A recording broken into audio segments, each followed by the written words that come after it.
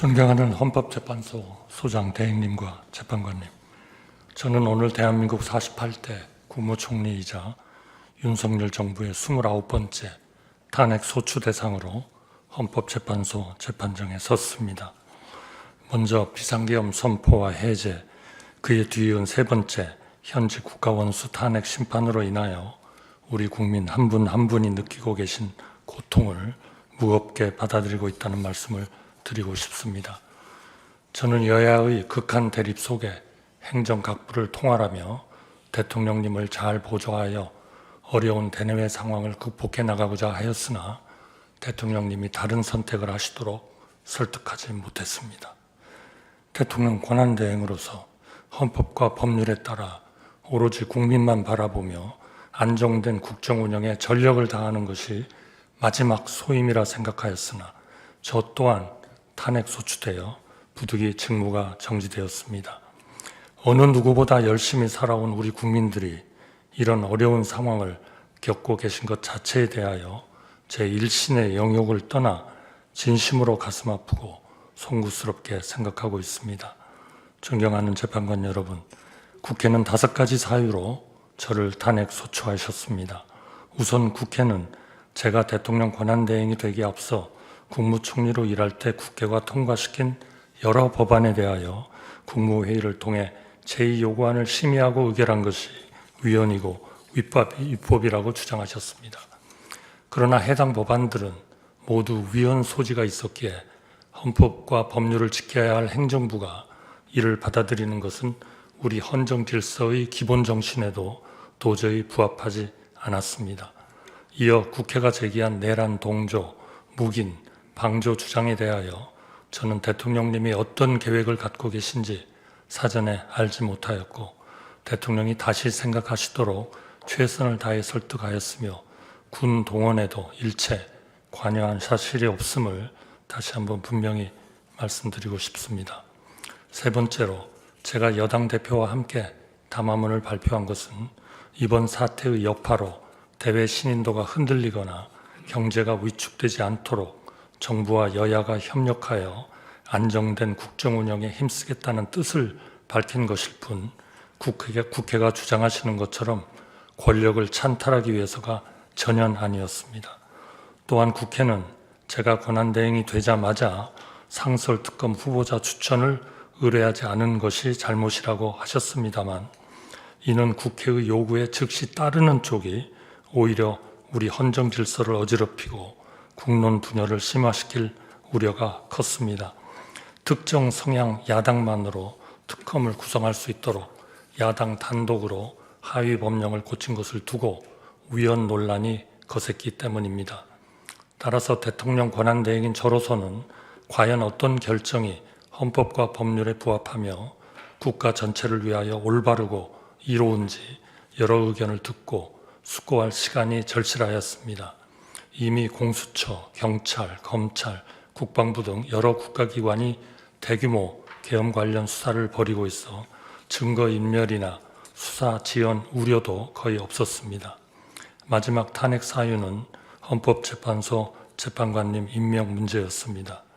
저는 대통령 권한대행은 대통령의 고유 권한 행사를 최대한 자제해야 한다는 점, 여야의 실질적 합의 없이 헌법재판관을 임명하는 것은 우리 헌정사에 전례가 없다는 점을 깊이 고민하였습니다. 나라가 어렵고 국론이 분분할수록 우리가 돌아봐야 할 것도 우리가 추구해야 할 것도 오직 원칙과 가치 그리고 국민의 합의라는 점도 마음에 새겼습니다. 그런 맥락에서 여야의 합의를 여러 번 간곡히 요청하였고 여야가 합의하면 즉각 임명하겠다고 약속드렸습니다만 국회는 탄핵 소추로 응답하셨습니다. 이는 제 일신의 영역을 떠나 우리 국민과 헌정 질서 전체를 위하여 가슴 아픈 일이라 생각합니다. 존경하는 재판관 여러분, 저는 대한민국 1인당 국민소득이 300달러가 채 안 되던 1970년 공직에 입문하였습니다.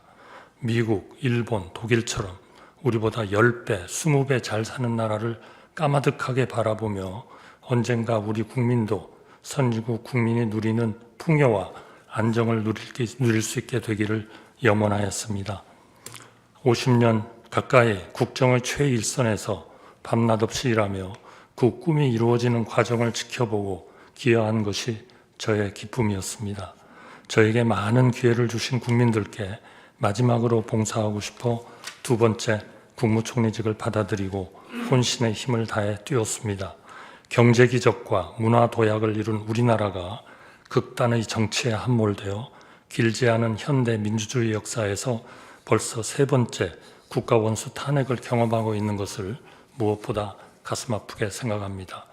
한평생 국민을 섬긴 사람으로서 제게 남은 꿈은 단 한 가지, 하루빨리 불합리한 혐의를 벗고 국민께 약속드린 마지막 소임을 다하는 것입니다. 우리 앞에는 이제껏 경험한 수많은 난관보다 한층 거센 폭풍이 기다리고 있습니다. 이를 극복하기 위해서는 무엇보다 정치와 정부가 지금까지와 크게 달라져야 합니다. 과거 우리 곁에는 언제나 진영의 유불리를 넘어 나라 전체를 볼 줄 아는 정치인, 정치로 풀 일을 정치로 풀어주시는 어른들이 계셨습니다. 지금 우리 국민들이 가장 간절히 기다리는 것도 바로 그런 큰 정치의 복원이라고 생각합니다. 또한 세계 질서가 재편될 때 정부가 적시에 대응하지 않으면 미래 세대가 오래도록 혹독한 대가를 치러야 합니다. 제가 저희 자리로 서둘러 돌아가야 하는 이유도 바로 거기에 있다고 생각합니다.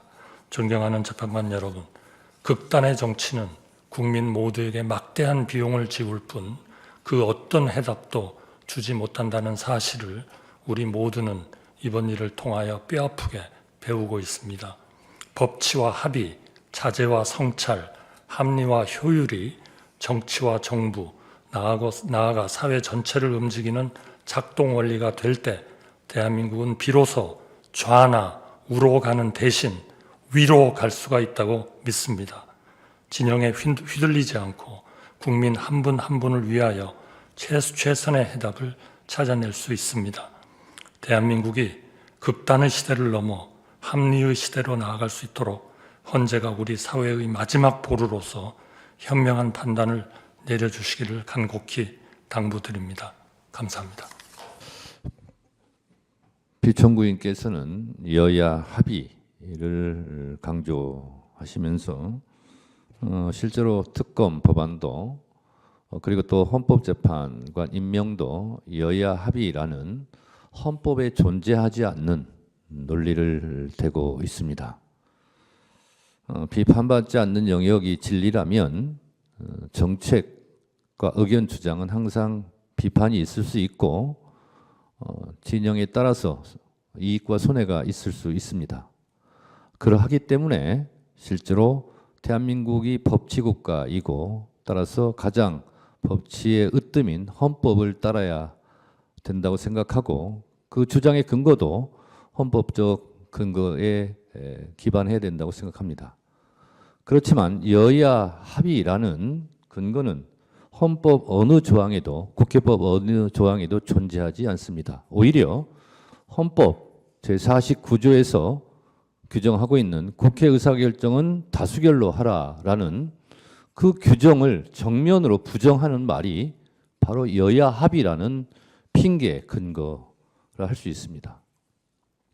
예를 들면 김건희 특검법이나 최상병 특검법 같은 경우도 제2요구권을 행사했습니다. 그것이 통과되면 윤석열 정부 정권의 불이익이 되기 때문에 그렇게 하지 않은 것 아닙니까? 그리고 지금 얘기하는 상설특검 같은 경우는 법적으로 지체 없이 임명하여야만 한다고 규정되어 있습니다.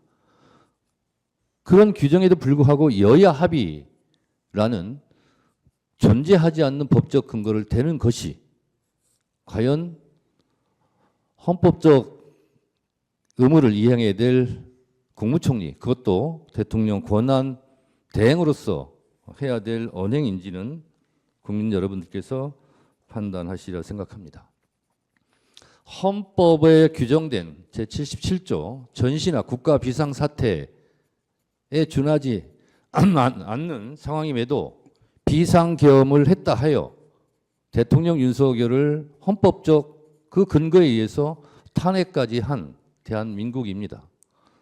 그 이후에 그런 혼란한 상황을 지혜롭게 수습해야 될 대통령 권한대행께서 헌법적 근거 없는 여야 합의를 계속 주장한다는 것은 헌법기관의 하나인 일수돼 있는 대통령 권한대행으로서 해야 될 주장은 아닌 것으로 생각합니다. 또한 헌법재판관을 임명하지 않는 것은 헌법재판소법에서 규정하고 있는 의무를 이행하지 않았다라고 생각합니다. 만약에 한덕수 국무총리를 탄핵하지 않았더라면 지금도 헌법재판관은 6인 체제로 매우 불안정하게 국민들에게 불안감과 혼란을 가중시켰을 것입니다. 그래서 국회는 한덕수 국무총리를 탄핵할 수밖에 없었습니다. 그 결과 불안전하지만 헌법재판소는 8인 체제로 지금 운영되고 있는 것입니다.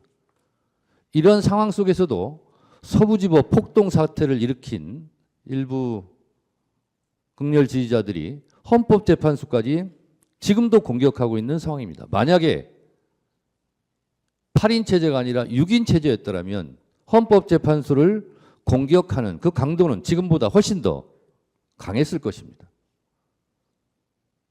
이런 위험천만한 상황이 예견되었음에도 불구하고 그 대통령 권한대행으로서 헌법재판관을 임명하지 않은 것 자체가 대한민국을 매우 혼란에 빠뜨릴 위험천만한 일이었을 뿐만 아니라 대한민국 헌법 수호의 최후의 보루인 헌법재판소마저 위험에 빠뜨릴 수 있는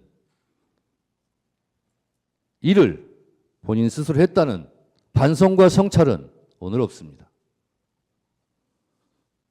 대한민국 헌법 어디에도, 국회법 어디에도, 다른 어느 법에도 국회가 여야 합의가 되어야만 국회에서 의결한 것을 대통령이나 대통령 권한대행이 행사할 수 있다는 조항은 없습니다.